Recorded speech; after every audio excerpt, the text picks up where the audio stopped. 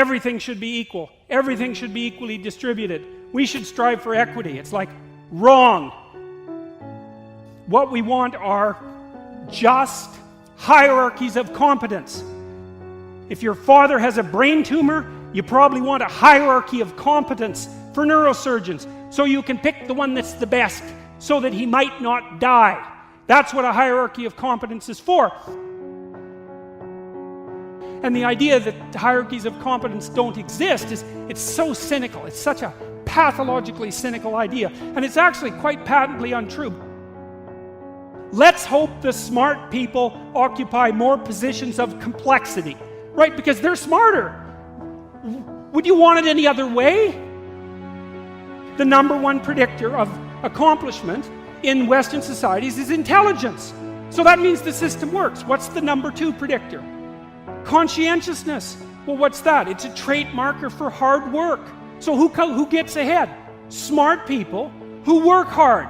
Now, that doesn't account for every bit of the difference between people in terms of their hierarchical structure, because hierarchies aren't perfect. They're corrupt. People get to the top sometimes because they're psychopathic, although, believe me, a hell of a lot less than you think. Because a psychopath has to keep moving from place to place, because once he reveals himself as deceitful and untrustworthy, he has to go find new suckers to fleece. So the idea that, there's no distinction between a CEO and a psychopath, it's like, that's only made by someone who A, knows nothing about psychopaths, B, knows nothing about CEOs, and C, has something fundamental against the entire capitalist structure, because it's simply not true. Corrupt, sometimes, greedy, sometimes, short-sighted, sometimes running companies that are doing their best to auger themselves into the ground, and so, it's bad people running a dying organization. But generally speaking, it's not the case. Our hierarchies of competence are reasonably functional. And not only are they functional, they're valuable. We need to know who the competent people are, and we need to reward them. And even more importantly, we need to tell young people, hey, there's some hierarchies of competence out there. Like 1,000 of them. Your being is limited and flawed and fragile. You're like the genie, which is genius in the little tiny lamp, this immense potential, but constrained in this tiny little living space. But the fact that you have limitations means that the plot of your life is the overcoming of those limitations, and that if you didn't have limitations, well, there wouldn't be a plot, and maybe there would be no life. And so that's part of the reason why perhaps you have to accept the fact that you're flawed and insufficient, and live with it and consider it a precondition for being. It's at least a reasonable idea.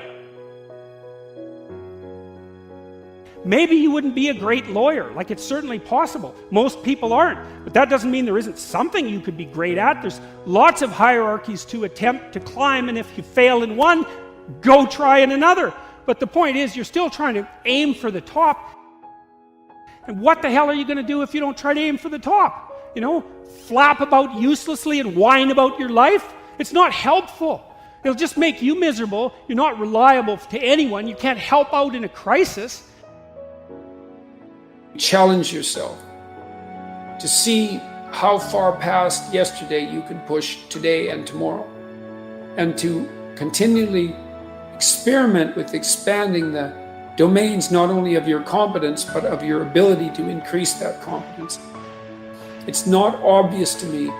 The upper limit to that is proportional to the moral effort that you put into it. And the more it's motivated by, the more it's accompanied by truth in speech and action, the more you will develop your potential. Then it is unlimited in the direction that brings people to the political and social hells that so often characterize the world that we inhabit.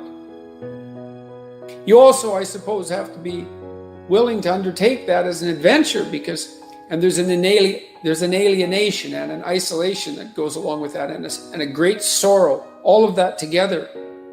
But there's deep meaning to be had in it, and there isn't anything better that you can do. You have an aim. Well, let's say your aim is the highest possible aim. Well, then, so that sets up the world around you.